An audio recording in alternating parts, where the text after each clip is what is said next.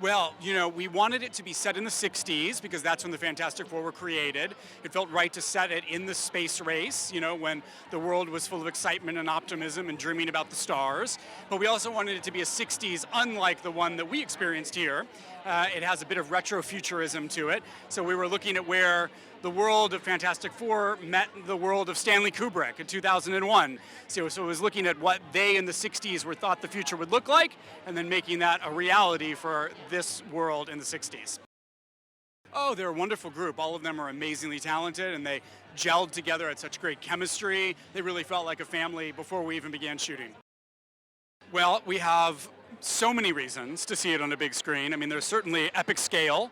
We're going to space. We have a bad guy who's the biggest thing in the universe. He's over 14 billion years old and 1,000 feet tall. So if that's not a reason to see it on a big screen, I don't know.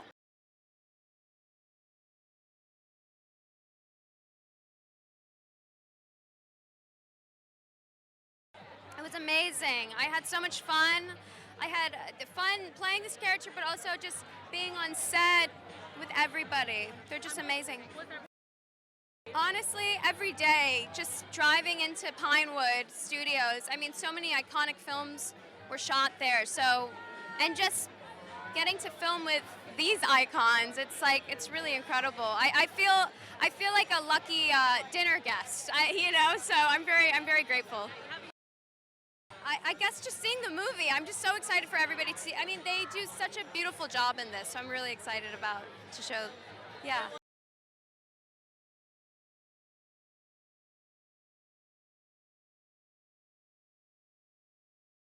Oh, it's always good. Yeah, I think it's very meaningful. We shot it here in London, and then for reasons that are, personal. I grew up in this city. I used to go and watch films at the BFI, so it's very meaningful bringing a film here, always. Full circle, yeah, maybe. It's not about comparing it to any other previous interpretation. They're all brilliant.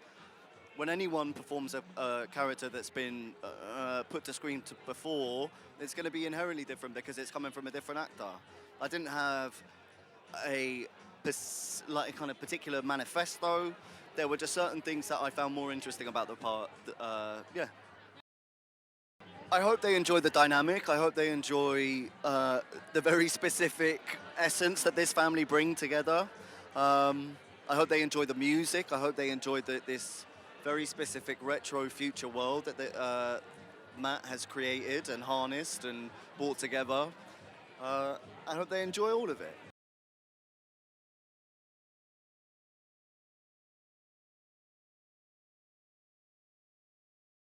No, this is so encouraging, so inspiring to have this kind of turnout.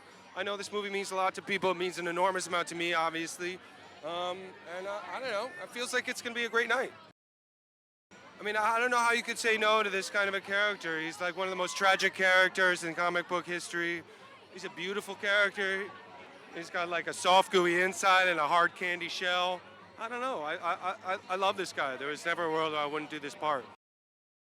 I don't know. We were all on this. It was very much like an ensemble movie, and this main quartet was there almost every single day. And every morning we'd come in at the same time together, and we'd have some coffee, talk about the day, talk about what we wanted out of the day, and it just felt there was really nice rituals throughout this movie those are the things I cherish. I guess I don't know about first family, but definitely family. It's an experience. It starts and you're immediately involved. It's immersive. It's escapist, it's time travel, it's space travel. I don't know, it's just a wonderful, fizzy kind of summer movie.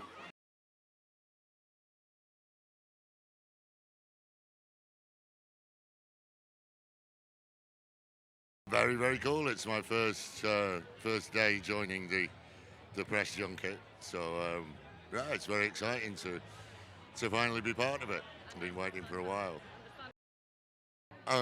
Disbelief at first, and a slight bit of confusion.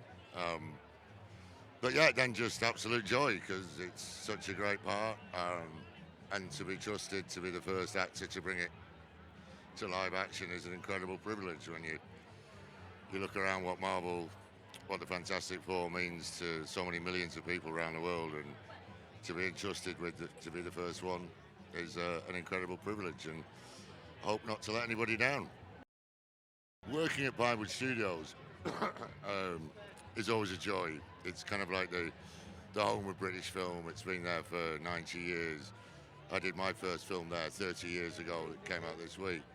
And so it just feels like being part of British film history and, international film history, where all the best technicians, they all work there at Pinewood. And so getting the chance to go there and work there was a real treat. Well, I've been reading stuff that apparently the aspect ratio changes when Galactus appears on screen when you watch it in IMAX. And obviously with a higher quality sound, I'm hoping that my voice might rattle a few speakers. So yeah, I definitely think it's one of those movies that if you got access to IMAX, if you got access to a big screen, it's got to be worth making that effort.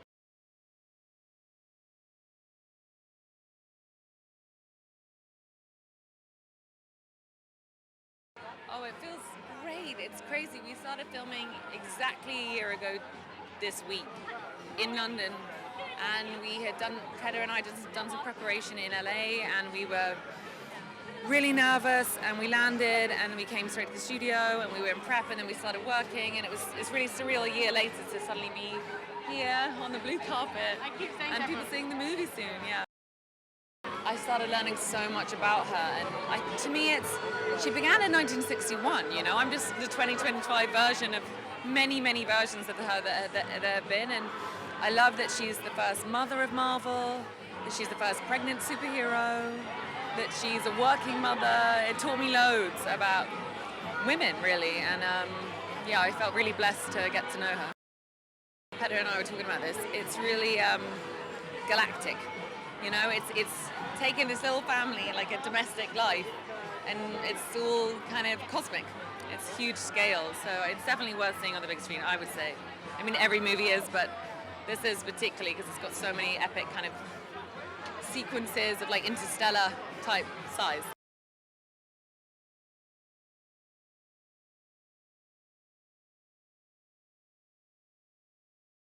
It's incredible. We shot the whole movie here.